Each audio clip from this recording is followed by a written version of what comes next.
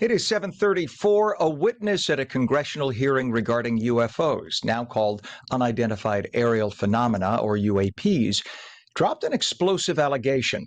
In 1982, the Russians allegedly panicked over an unidentified flying object. Apparently, the sighting was directly over a Russian military base where they stored intercontinental ballistic missiles pointed directly at the United States. One person suggested we may have been seconds away from the start of World War III. Joining us now with more is News Nation special correspondent Ross Coulthard, host of Reality Check with Ross Coulthard on News Nation's YouTube. I watch that all the time. I'm a big fan. Good morning to you, Ross. Thanks for coming on the program. Good morning to you, Ken. Lovely to be here.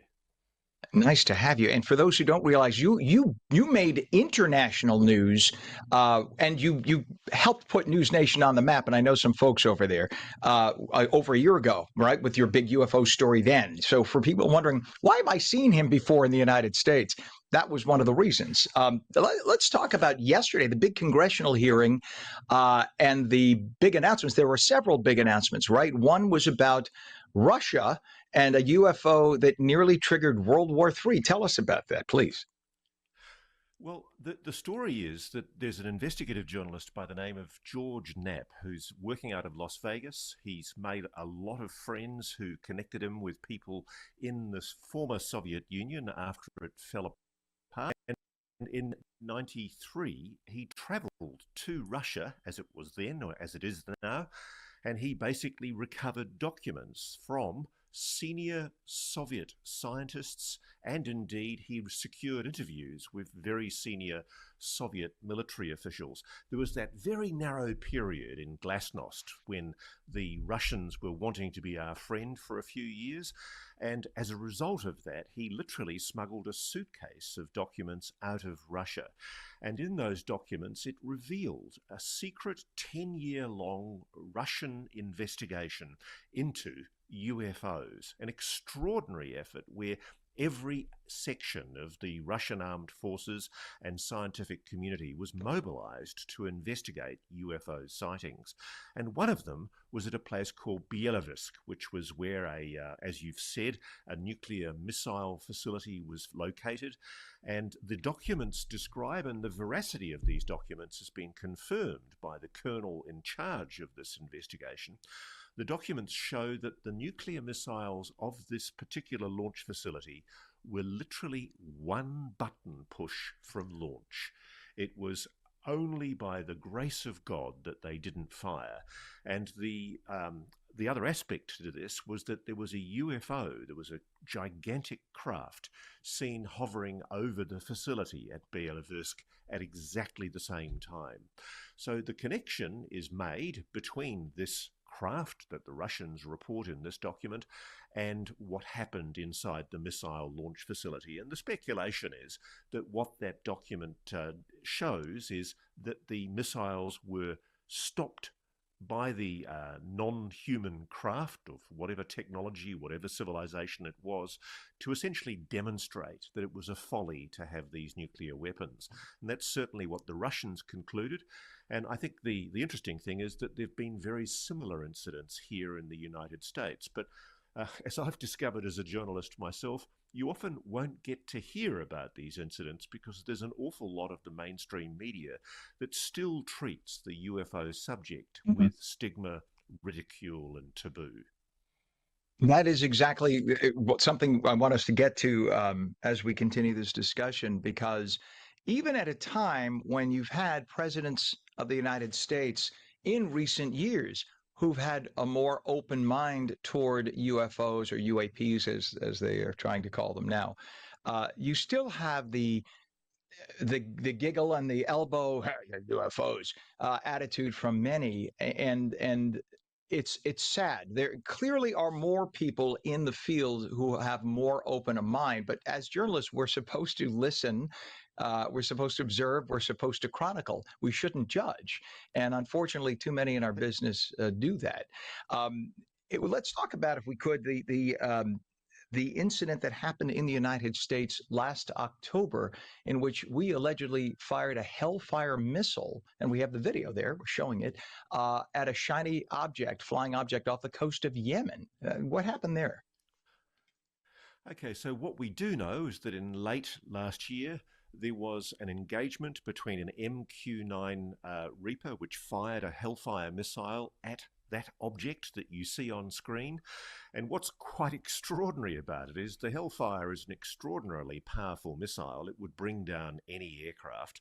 This object, whatever it is, appears to react. It rotates, absorbs the impact of the missile which goes through it. And then in a slow motion, I don't think you can quite see it here because we're seeing this at full speed, but in a slow motion of the object, you can actually see three objects come out of that object and then proceed to sort themselves, and two of them track directly behind it. Some kind of intelligent control.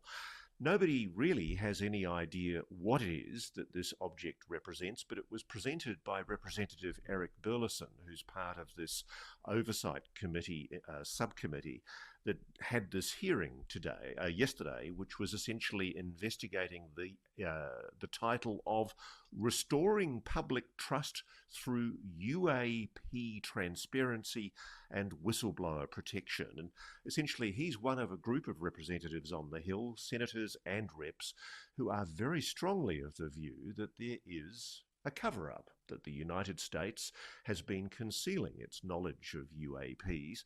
And he cited that video as an example of videos that have been gathered by the Defense Department and the intelligence community, generally not released to the public.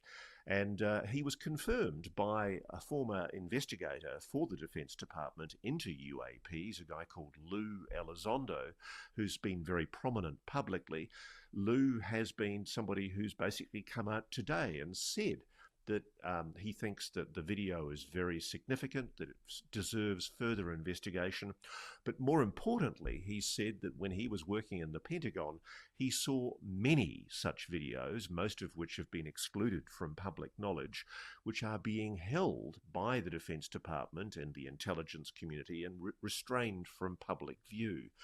If there's nothing to hide about UAPs, and this is the attitude I take as an investigative journalist, why on earth all the secrecy? And it's very interesting. Congress somehow yesterday got its mojo back. It decided to start investigating. And boy, the questioning from people like Representative Anna Paulina Luna was very, very intense. She flat out accused the former head of the Pentagon's UAP investigation agency, AARO, the All-Domain Anomaly Resolution Office. His name is Dr. Sean Kirkpatrick. She flat out accused him of being a liar. And it's quite something to see a member of Congress charging a member of the executive, very senior member of the executive, with being a liar in the role that he performs. And this was symptomatic, I think, of yesterday's hearing.